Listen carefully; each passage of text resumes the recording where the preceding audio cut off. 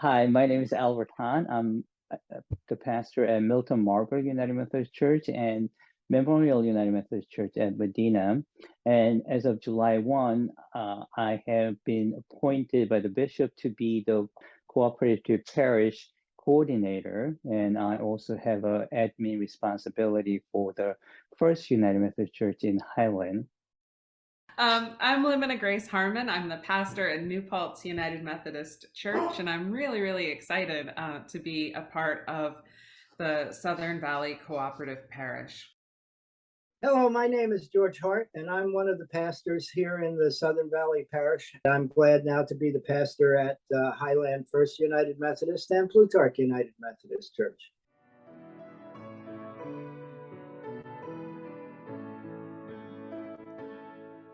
I think it's that I still really don't see myself as filling the role of pastor as we have constructed it in our society.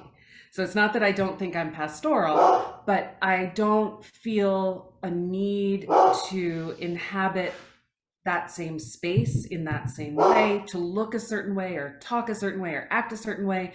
And I think that there's power in breaking open our assumptions of what it means to be church, means to be pastoral, and I think that and the asking of questions in new ways is probably what I bring that makes my ministry unique. I think what I offer here is my spiritual groundedness. So in a crisis, people get really distracted and panic, but somehow I love the story where Jesus slept through the storm, and I remember praying to Jesus, I want that, I want ability to sleep through a storm, and over time, I felt like God really granted my prayer. So during COVID crisis, I was like really pleasantly surprised at how calm I was. And by being so spiritually grounded, that it just allowed me to see maybe what other people don't see. So it helps me to really discern like what it is that I really need to do and what are the things that maybe more of a distraction, even though we may do it with a good intention, maybe a distraction in our journey together. So I would say maybe ability to see things and just assess and discern.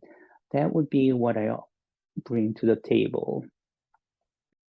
I think the fact that I came back into faith through a recovery group that was based on sharing, was based on small group work, and the fact that my heart was tugged into Methodism as opposed to Congregationalist, which I grew up in. The idea of being open and sharing with people and listening with other people and walking with them rather than telling them what to do and how to do it. I think that has stayed with me. That's a cornerstone. Almost all of my faith is built on acceptance. And that's one of the gifts that I believe that Methodist tradition has given me. Through the Wellspring program and the Upper Room program, I've learned that there are a lot of different spiritual experiences out there. And as long as they're not used to hurt anyone else, most of them can be used to a greater joy for all of us, that all of God's creation is good. And I don't get to label and criticize and rebuke things that I don't understand. So that, and I think that's a strength for me, to be willing to listen, to be present for people, and to be willing to be stretched, to be introduced to new things. I have to admit that sometimes traditional prayer and traditional worship is not the thing that touches my heart, but in the long run, it's those other experiential things that, those things that reach in. My strength as a pastor, I think it's not preaching, that's for sure. But I think presence. That's the best way I can put it. I think just being present with people in when they're in need or when they're not in need, just bringing them the good news of Jesus Christ in that way. I really do like calling on people, and I don't know, sometimes I must annoy people because I call too much, but I like calling on people in the hospital, in nursing homes, even in their homes.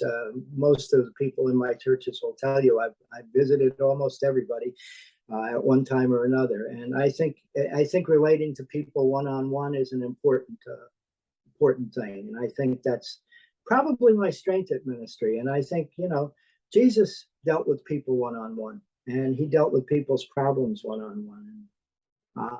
Maybe that's a good strength to have as a pastor.